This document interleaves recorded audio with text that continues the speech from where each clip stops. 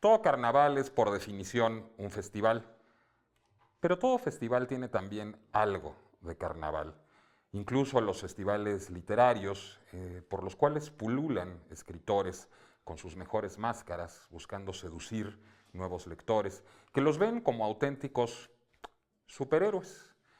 En Letrero, para nuestra segunda emisión, nos fuimos al Hay Festival de Zacatecas, uno de los festivales más importantes en términos literarios en el mundo, nacido en Hay-on-Wye, en Gales, hace ya varios años, y que ha sido exportado a distintas regiones del orbe y que llega ahora a Zacatecas, donde se verificará año con año. Así, festejamos, mentimos, escuchamos y sobre todo leímos durante 4 jornadas intensas en Zacatecas. Y aprovechamos además para recorrer y recordar la tradición literaria zacatecana, que va desde López Velarde, hijo directo de la entidad, a Juan Villoro, quien en una novela portentosa llamada El Testigo hizo una relectura, casi diría yo, posmoderna de este escritor zacatecano. Así que esto es Letrero desde Zacatecas, desde el Hay Festival y en pleno carnaval. Comencemos. En esta emisión especial de Letrero, dedicada al Hay Festival de Zacatecas de reciente verificación, tuvimos la oportunidad de conversar con escritores de todo el orbe. Así, por ejemplo, Eduardo Sacheri, autor de la novela La pregunta de sus ojos, en la que se basara la película de Juan José Campanella, ganadora del Oscar, El secreto de sus ojos, que estuvo de visita por allá. También le tomamos una instantánea a Yumana Haddad, poeta y periodista libanesa. En nuestra pieza final, Brian Nissen, artista invitado también al Hay Festival, trabajó con base en un poema, justamente, y qué pertinente, de Ramón López Velarde. En nuestro poema gestual, Carlos Corona interpreta a un avieso productor de telenovelas en un texto extraído del Testigo, de Juan Villoro, novela, por supuesto, de ambiente zacatecano. Nuestros conductores platicaron con Cristina Fuentes Laroche, directora del Hay Festival, para trazar los orígenes de este importante evento literario. Y, volviendo a nuestros conductores, José Ramón Ruiz Sánchez leerá en esta emisión a Juan Villoro leyendo a Ramón López Velarde, y Diego Rabasa, nunca más pertinente en términos de un festival, hablará de los escritores y sus adicciones. Esto es Letrero, con mente insana, en cuerpo más o menos sano, desde el Hay Festival de Zacatecas. Comenzamos.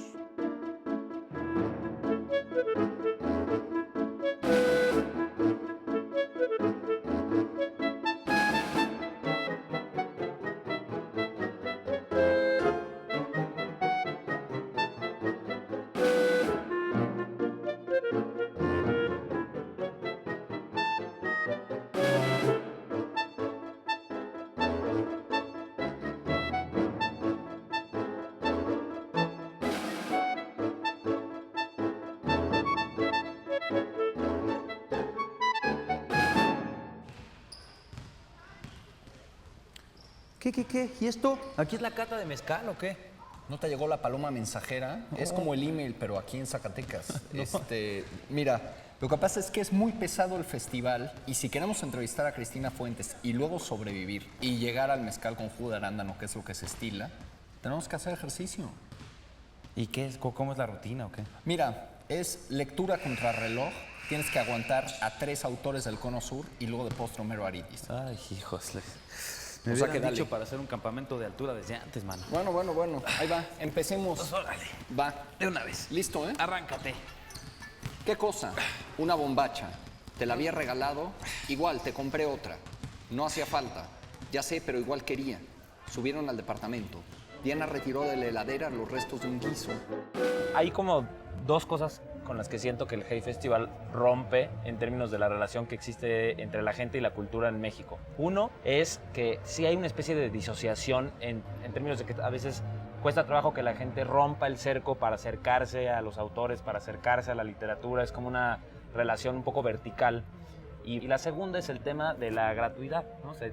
Cuestan los eventos en el Hay Festival cuando la cultura en México suele ser gratis. El festival es un festival totalmente...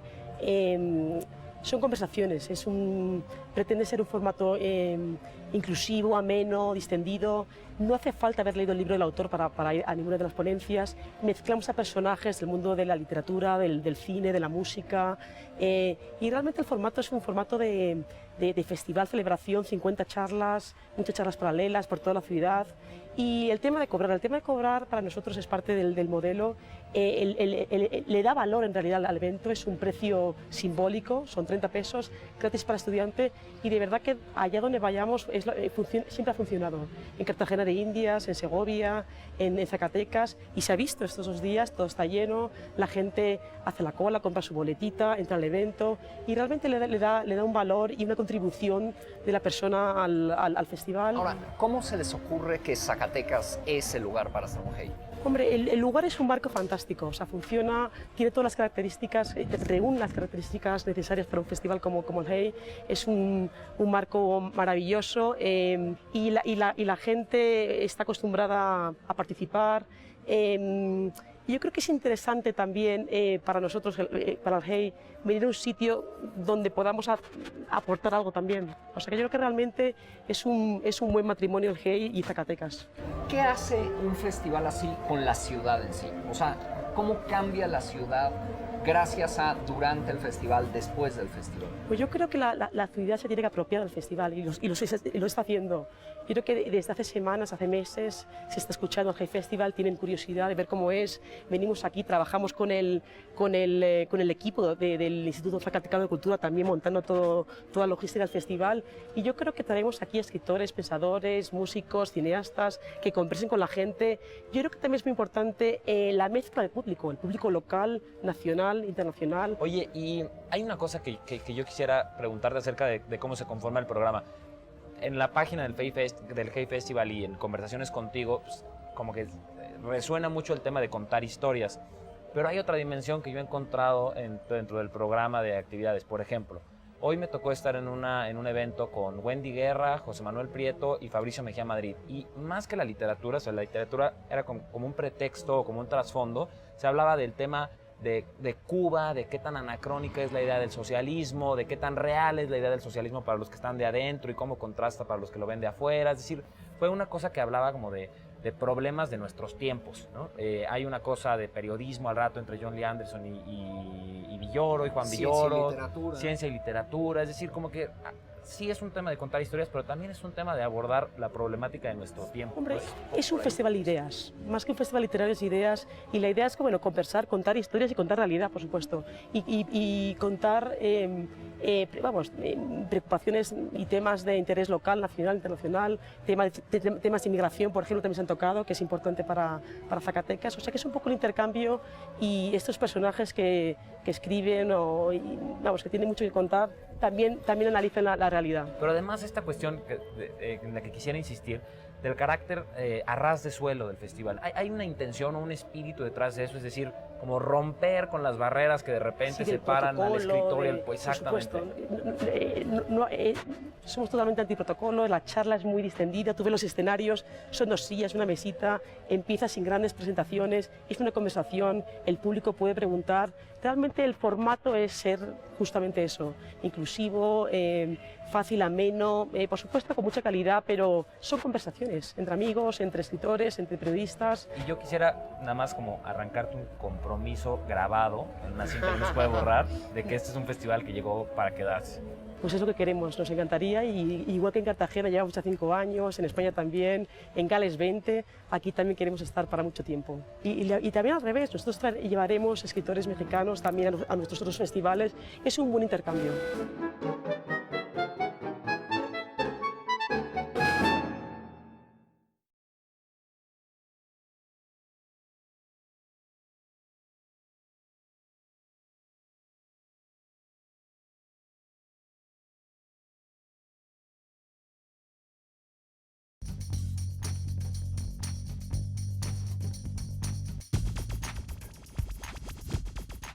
Permítame, Majestad, que le dé el último consejo. Entre los invitados habrá gente muy diferente y tan diferente, pero mi reina Margot no debe mostrar preferencia por nadie. Si a alguien no le gusta, estoy seguro de que a usted no se le notará en la cara, pero no puedo ni pensarlo. Lo notarían inmediatamente.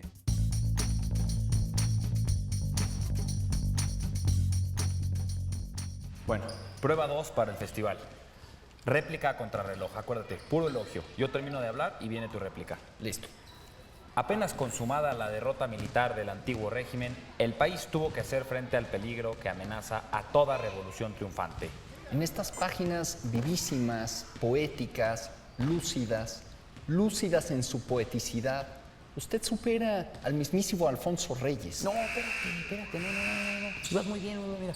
Casi 15 segundos la llevaste, pero mira, a todo dar, pero ya con lo de Alfonso Reyes la estiraste un poquito. Acuérdate, hay que estar dentro de unos límites que sean un poco creíbles. Mira, vamos a tomarnos un descanso. Cuéntame lo de Villoro y López Velarde. Bueno.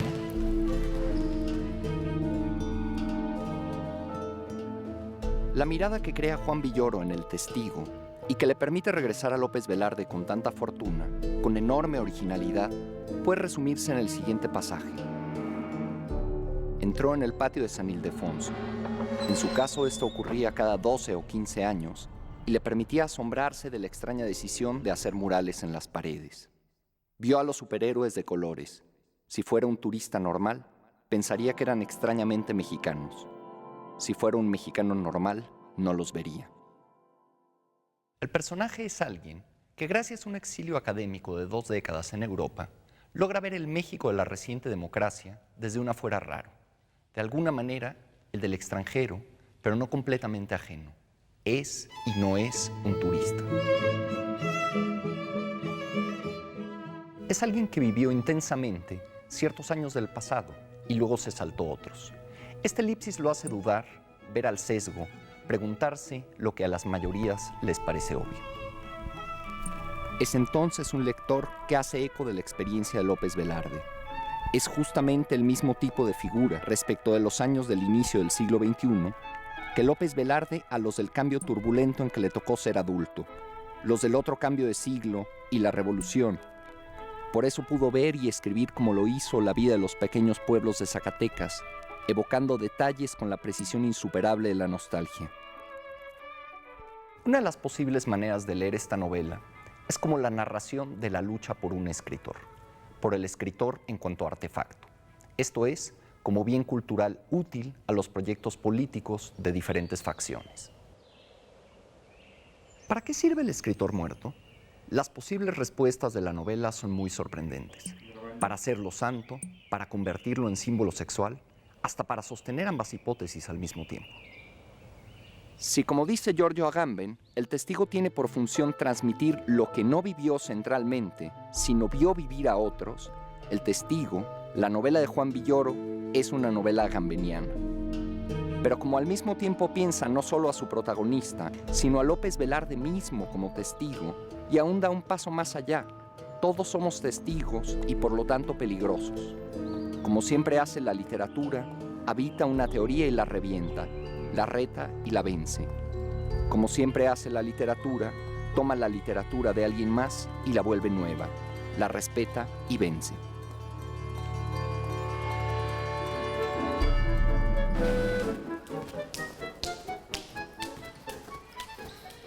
¿Qué haces?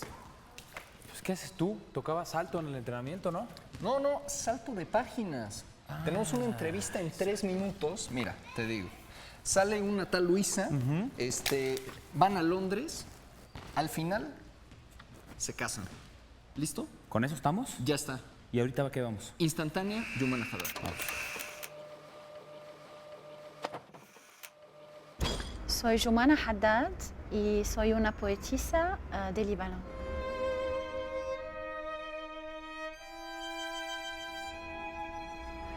Escribo sobre todo contra mí misma, escribo para desafiarme, lo necesito.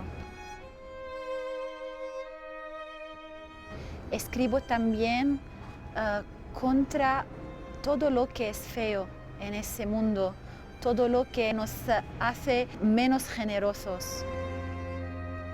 Para escribir lo más necesario es el tener valor, porque la escritura es una guerra.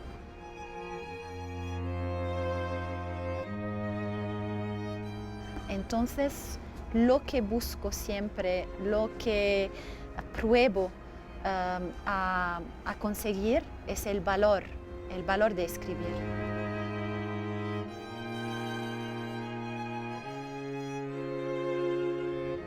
Mi más reciente publicación es la traducción, son 2 libros.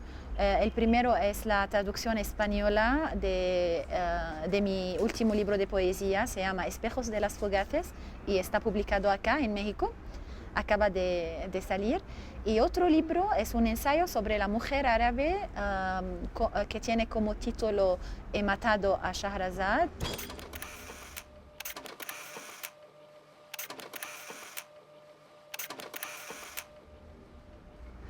Lo que me hizo ser escritora fue una poesía que nuestra profesora de francés nos leí cuando yo tenía 12 años. Y esa poesía era de un poeta francés llamado Paul Éluard. Tenía como título Libertad y cambió mi vida. Y cuando fui a casa ese día, me dice, eso es lo que quiero hacer en mi vida. Quiero escribir poesías como esas que pueden cambiar la vida a otra gente. Mis personajes extraen sobre todo de mí misma, porque yo creo que somos muchas personas por dentro. Y entonces sí, de la vida real, pero también de la vida imaginada, de la vida que tenemos adentro de muchas vidas anteriores.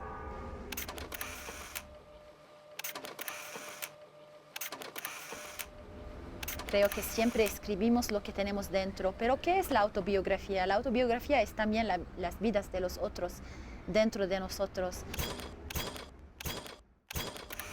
Tengo un libro interminable y es la historia de mi abuela materna, que se suicidó cuando yo tenía 7 años y siempre he soñado en escribir la historia de su vida y cada vez que empiezo no puedo continuar. Creo que soy incapaz de escribir una novela porque necesita mucha paciencia y yo no soy una mujer paciente.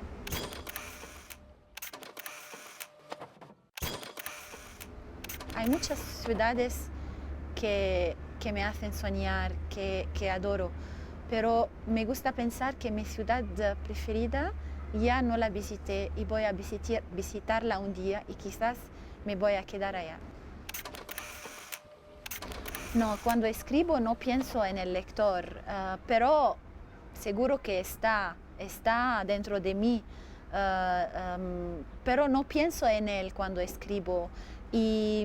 Pero pienso en él cuando decido publicar lo que he escrito, porque la decisión de publicar es una decisión de ir al otro. Pero cuando escribo soy sola con mí misma y con mis fantasmas y con mis demonios.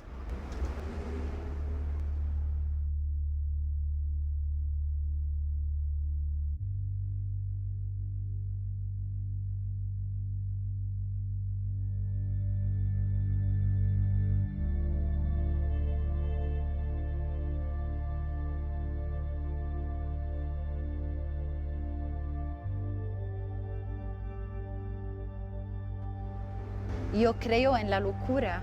Escribimos porque no sabemos lo que queremos, no sabemos lo que buscamos y eso no puede ser sinónimo de estabilidad.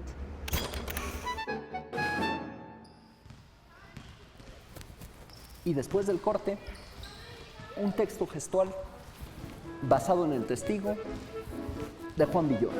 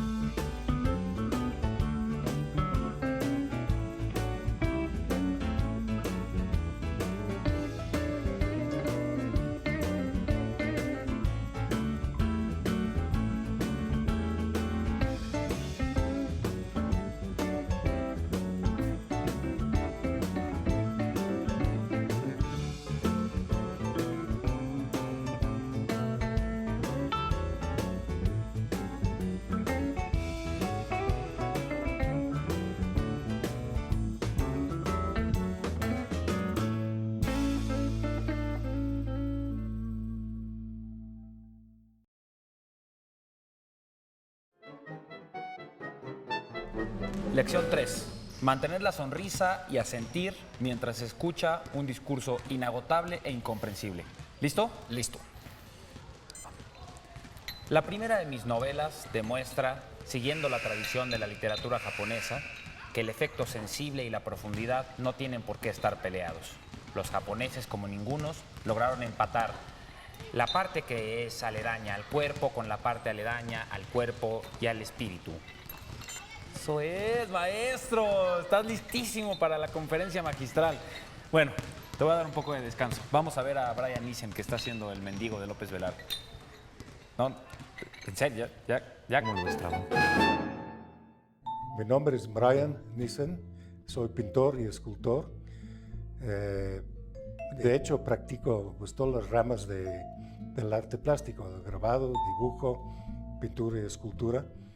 También mi pintura y escultura es más bien abstracto, donde no hay, digamos, una historia directa, pero siempre hay una interpretación y metáforas, así que se puede interpretar directo de muchas maneras. Y aparte de esto, me gusta mucho leer y escribir, y es una cosa que también pues, enriquece mi quehacer plástico. Estando en Zacatecas, invitado por el Hay Festival, me acordaba mucho de un poema de López Velarde, hijo de Zacatecas. Es un poema que se llama Mendigo, en la cual habla de cuervos, de pájaros y menciona también el color azul. Y en uno de mis códices, el Códice Pipisqui, tengo una imagen que parece salido de ese poema, ¿no? Aquí me viene la idea de hacer unos pájaros así volando, que tiene su movimiento, y pensando así en el movimiento del vuelo, un hombre,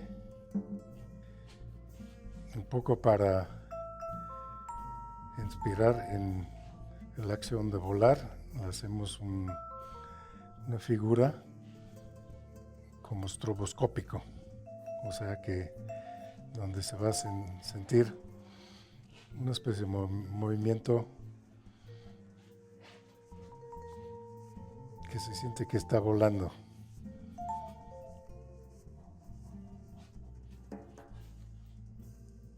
Es una bonita idea. Este ya será bueno desarrollarlo ya en color. Pues este poema de López Velarde tiene dos cosas. Habla de los pájaros, de los cuervos. Entonces, pues aquí realmente se basa en el movimiento del pájaro. Entonces aquí pues tenemos una figura volando. Entonces realmente va muy bien con el poema, ¿no? Con esta cara que me cargo hoy, debería decir que la película de la que voy a hablar es Superman. Pero no, hoy en Letrero vamos a hablar de otra película y de la novela en la que está basada. La pregunta de sus ojos se llama la novela, El secreto de sus ojos se llama la película, que ganó, por cierto, el Oscar a la mejor película extranjera para su director, Juan José Campanella, y el autor de ambas, de la novela y del guión de la película, es Eduardo Sácheri. Con él platicaron Diego Rabasa y José Ramón Ruiz Sánchez en el Hay Festival de Zacatecas. Vamos a verla. ¿Cuál es la principal diferencia que encontraste en términos del lenguaje que empleas para narrar en términos de la literatura y el siguiente proceso de trasladarlo al cine? Me parece que la diferencia más fuerte, o que a mí más me complicó por lo menos, fue la síntesis, la obligada síntesis a la que te somete un guión. En una novela, alguna página más o alguna página menos no hace una diferencia, y vos podés tomarte ese gusto artesanal por bueno, redondeemos esta idea, deslicémonos por aquella descripción, metámonos profundamente en el pensamiento o la emoción de tal o cual personaje. En el cine lo que me tocó vivir es, todo tiene que ser mucho más sintético y tenés que llegar más rápidamente al objetivo de lo que quieres que quede dicho y pasar a lo siguiente. Eso a mí me complicó bastante. Al hacerlo con Campanella, que es un director con una gran experiencia, bueno, lo sufrí mucho menos porque en general yo escribía larguísimas escenas que Campanella hacía tac, tac, tac, tac, tac. Y luego cuando uno la veía filmada decía, está bien. Claro. Pero hay también como otra dimensión en términos de que hay una narrativa visual. O sea, claro. Hay momentos enteros en los que pueden transcurrir una escena sin decir una sola palabra y visualmente sigues contando una historia. Sí, pero mucho de eso, mucha de esa narrativa descansa en el propio momento del rodaje. Claro. Quiero decirte, en el guión es poco lo que se termina diciendo de ese tipo de escenas. No hay mucho sitio para largas descripciones. Hay varios elementos, como por ejemplo, quizá periféricos, pero que me parecen de mucha sustancia y que al final son súper trascendentes, como el periodo histórico, por ejemplo, en el que sucede la película. Sí. Sobre todo siendo historiador de formación, ¿no? Claro. No juega un papel tampoco tan trascendente el periodo histórico en el que está sucediendo, pero está de fondo, de manera velada. Después, hay otra dimensión que es pues, como la dimensión de la trama, ¿no? La dimensión de la historia de los personajes. En sí mismo, cada personaje también te puede como llevar a una representación. Es decir, al final de cuentas, cuando tú volteas para atrás, ves la novela, ves la película, ¿qué es lo que querías contar?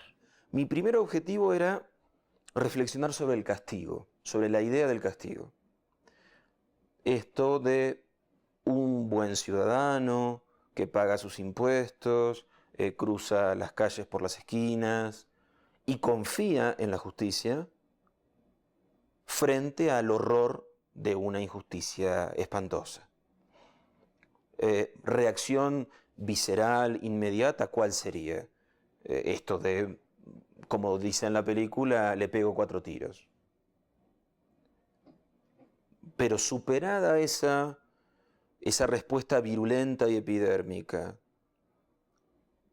¿qué pasaría si esta persona decide mantener la idea de un castigo dentro de ciertos márgenes de civilización, por llamarlo de algún modo? No quiero abundar demasiado para aquellos que tengan ganas de leer o de ver la historia.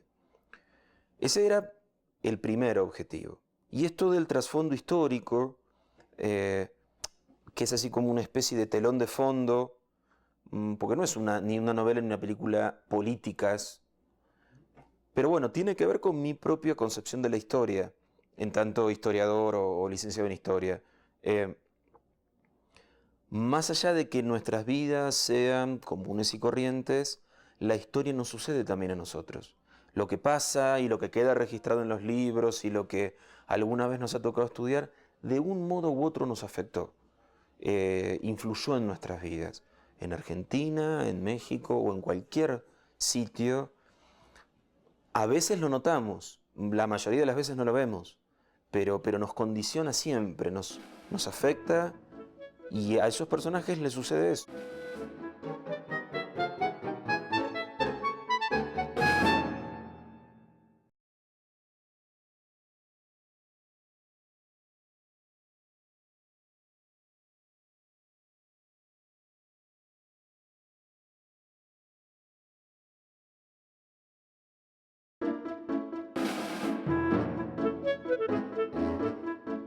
Oye, que ya se quejaron de los bostezos en la entrevista.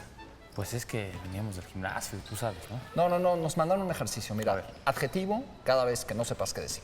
Entonces, vamos a hacerlo, ¿no? A ver, practiquemos. El significante domina el discurso literario. Sorprendente. El significado es aquello que se promete, pero apenas es un horizonte que nunca llegará. Exultante. Y el sentido solo viene cuando cerramos el libro y se nos olvida todo lo que ya leímos. Apabullante. Estabas bebiendo, ¿verdad? No, estaba haciendo la investigación esta de campo que te conté, ¿te acuerdas? Para el trabajo que me pidieron. Buena excusa, los escritores y el alcohol. Bueno. Por lo menos lo hiciste. Pero pues, te voy a enseñar, vas a ver qué bien quedó. A ver.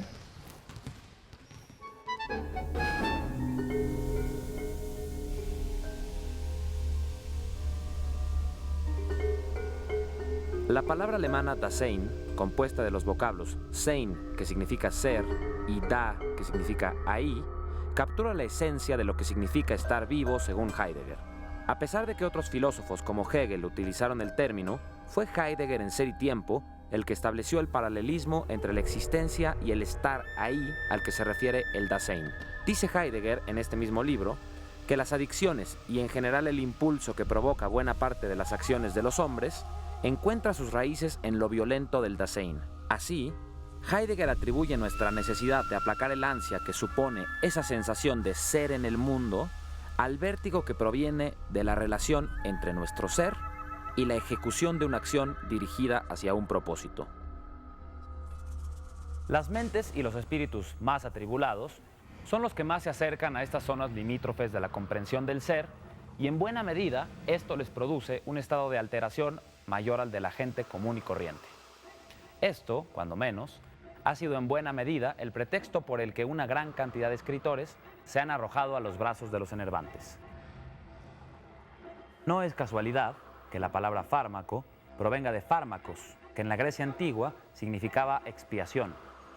Los fármacos eran hombres sacrificados en tiempos en los que la sociedad necesitaba purificarse de algún mal. Eran chivos expiatorios que exudaban los males de una sociedad al focalizarlos en un solo sitio. La relación entre literatura y adicciones es larga, tortuosa y estrecha. En su ensayo Crack Wars, el escritor norteamericano Avital Ronell hace un nítido recuento de este convulso matrimonio. Entre muchas otras brillantes aseveraciones, Ronell recupera la relación de Baudelaire con las adicciones y recuerda cómo el poeta francés, en algún momento de su vida, emparentó el estado de intoxicación con el trabajo. La intoxicación supone un método de trabajo mental responsable de que los fantasmas aparezcan, dice Ronell. ¿Y qué es la literatura sino la aparición de fantasmas? Las drogas, remata Ronell, no tienen tanto que ver con la búsqueda de una realidad exterior trascendente, una cuarta o quinta dimensión, sino que más bien exploran las interioridades fractales. ¿Qué es lo que buscaban Burroughs en la heroína y los opiáceos? Bukowski en múltiples drogas, Faulkner, Steinbeck, Laurie, Eugene O'Neill, Scott Fitzgerald en el alcohol. La respuesta fácil es inspiración, pero la respuesta fácil casi siempre es incorrecta.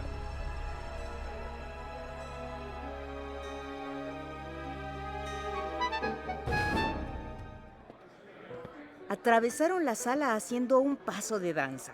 Otros le siguieron. Luego pasaron otros corriendo, dando gritos, perseguidos por un Pierrot grande, pálido, con unas mangas demasiado largas, tocado con un bonete negro y riéndose con una boca desdentada. Corría dando grandes zancadas, torpemente, como si a cada paso debiera dar el salto, y agitaba sus largas mangas vacías.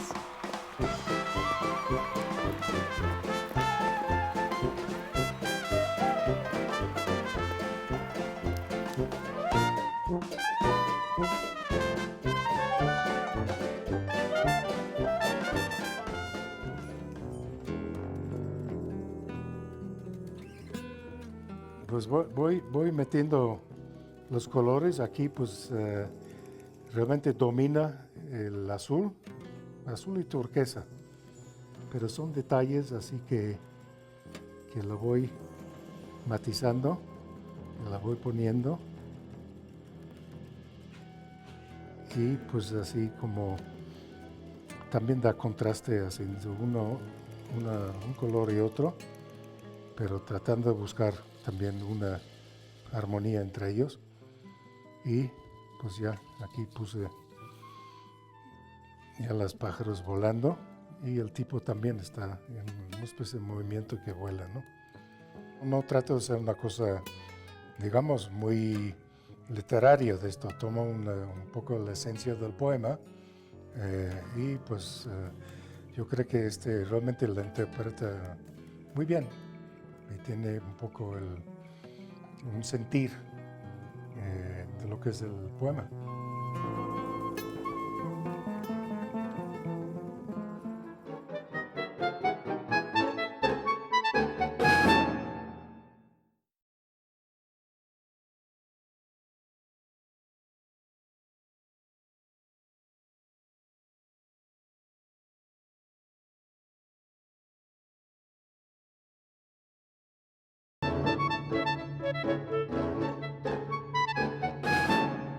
Aunque no nos percatemos de ello siempre, tras todo par de ojos se erige siempre una máscara.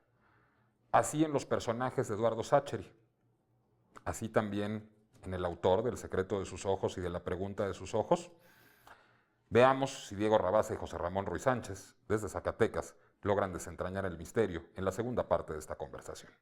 De este periodo histórico hay un asunto de una generación de escritores, Martín Coan, tú mismo, que ya no les toca de manera tan directa el terrorismo de Estado o la guerra de las Malvinas, ¿no? O sea, eres demasiado joven para que te hubieran reclutado y te hubieran mandado a las Malvinas.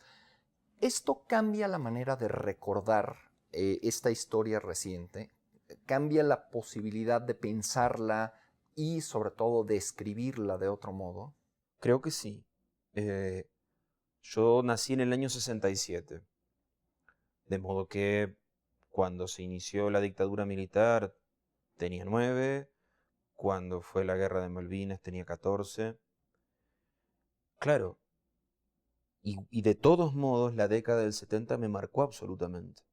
Me marcó a mi percepción de niña, pero claro, no fuimos protagonistas de esos años 70. Fuimos inocentes testigos, inocentes en esta cuestión de la niñez, digo.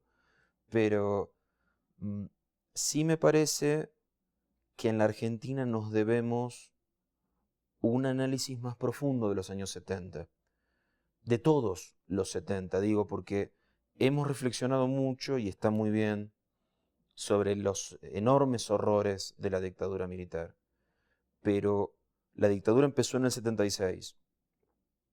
De algún modo la sociedad argentina cometió errores como para predisponerse a ese horror.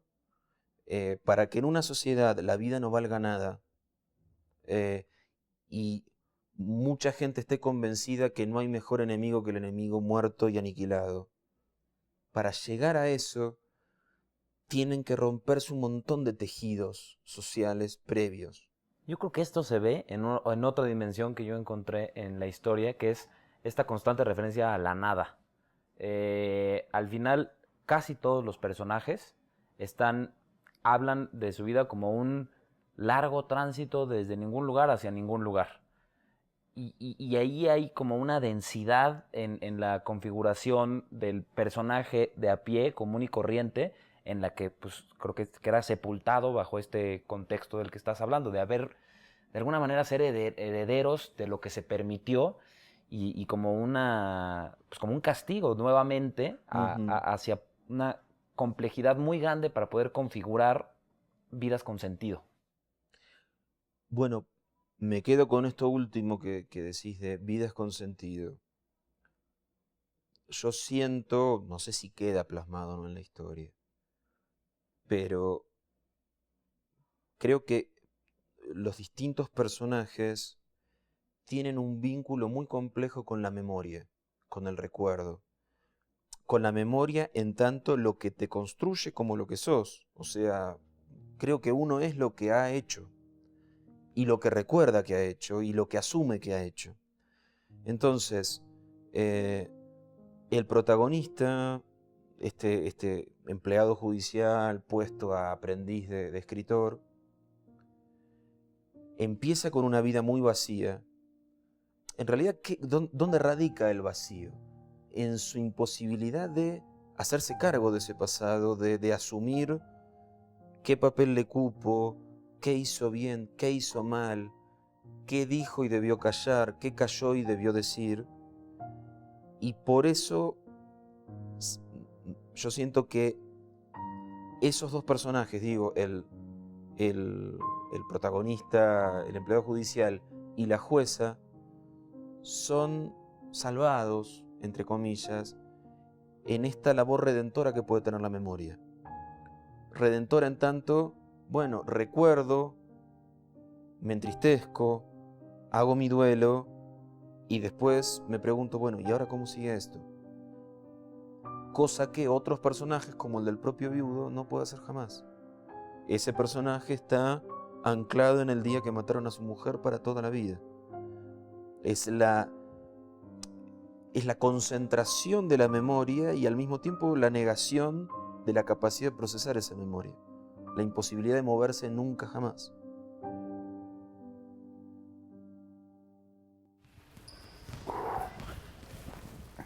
Oye, ¿cómo se llama este autor que tú querías que invitaran y que al final no se pudo? Jarkowski, el argentino.